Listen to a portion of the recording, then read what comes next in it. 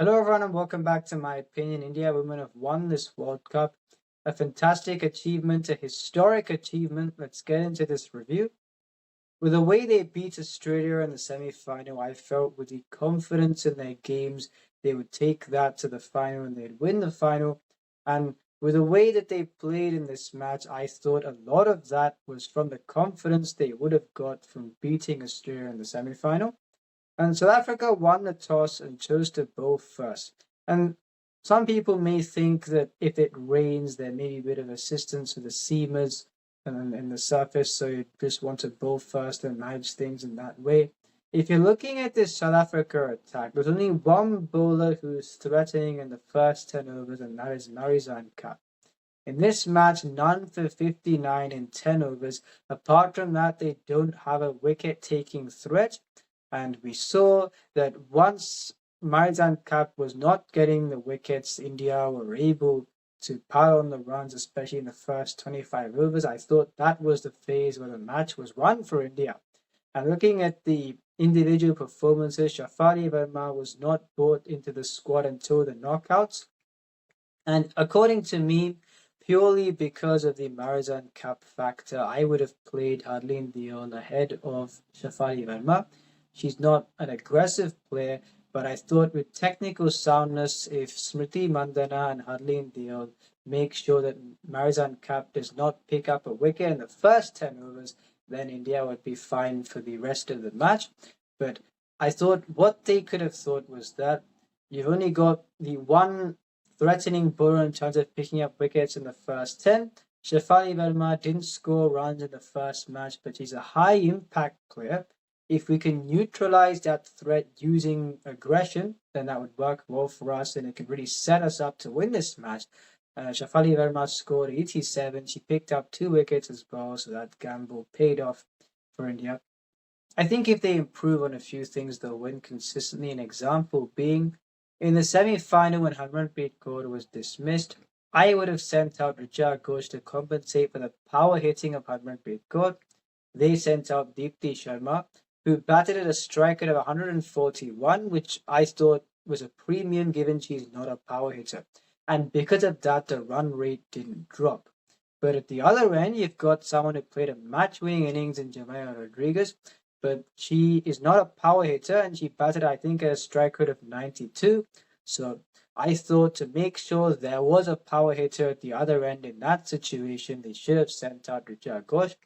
In this case, in the final, when DP Sharma is unbeaten on 58 after 50 overs and Harmanpreet Kaur was dismissed, I would have sent Richa Ghosh ahead of Amanjot Kaur.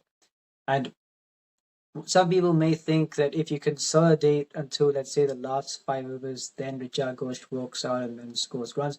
What I'm saying is, when you've got a steady player in Deepti Sharma at one end and she's batted the full allotment, I think Richa Ghosh to compensate for that power hitting would have helped India accelerate in the last 10 of the phase. And if she had been dismissed, and I think she'd have at least scored the 34 that she scored when she walked out when she did, then Amanjot Kaur and DP Sharma, even if they'd played singles, India would have got above 300.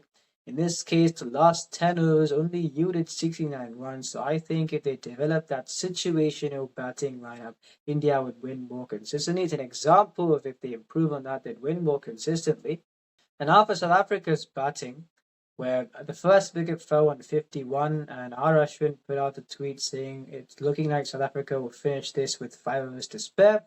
And the reason why he may have put out that tweet is because I'd said for South Africa, Marizan Cup in the first 10 overs for India, they've got the control of Sri Chanani, and in this match, DP Sharma picking up 5 wickets has also picked up a Player of the Tournament award. However, if you're looking at the seamers for India, they've not been exhibiting that wicket-taking threat for a while, and we haven't seen that being exhibited in this World Cup either, which is why I thought the spinners controlling things in the middle overs, Sri Chanani, and we saw how Deepti Sharma picked up 5 wickets. Those options are going to be the ones that India would have to rely on to win the match. Apart from that, who is going to be the ones going to pick up wickets? Wickets were gradually falling, and Laura Bovart's another century, which she scored one in the semi-final and now one in the final. And when she was dismissed, I knew that India were going to win the World Cup and deserved to do so.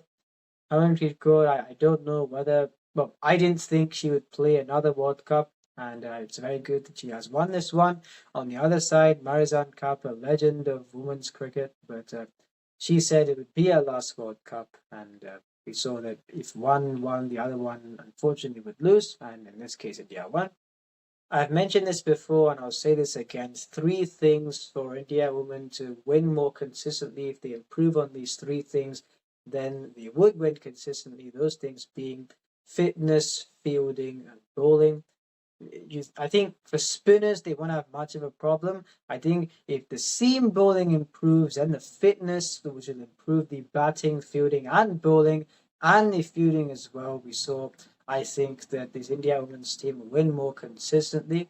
And with this win, you've also got the WPL. More and more players will be produced. So that was on this match. Let's see what the future holds. If you enjoyed this video, please like and subscribe. Be sure to leave a friend. This is my opinion. Love, Jones.